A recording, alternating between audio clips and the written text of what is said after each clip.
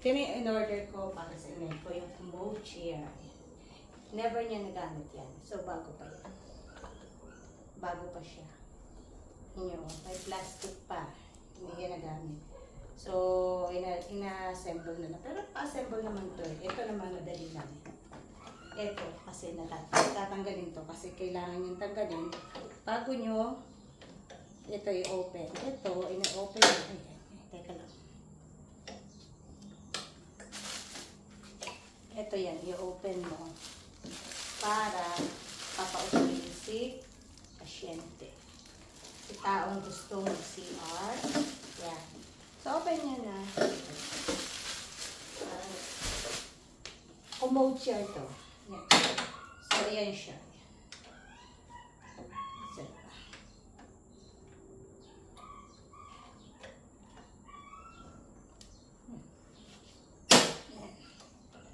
Yan, makikita niyo open.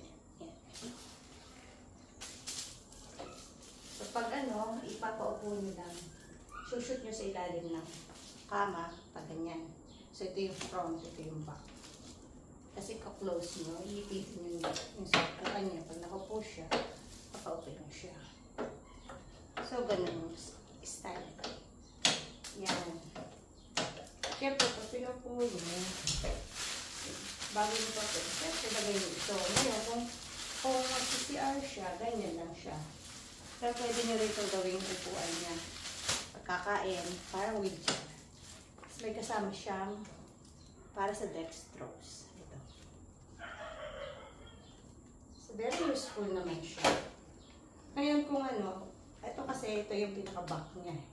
Pinaka-front niya ito. Diyan yung kanyang paa. Hydrolux to yung na itataas na ganyan. Yan, tumataas siya. Pataas siya. Para kung mataas yung pasyente, mataas yung sasakay, pwede siya. So, ito yung pinaka-pambit. Tapos dito yung paa niya.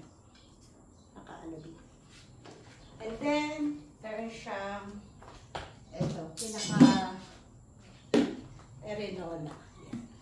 Dito siya ilalagay sa likod. Ito may lagayan. May sabitan. Ito kung titingnan nyo, may sungot yan.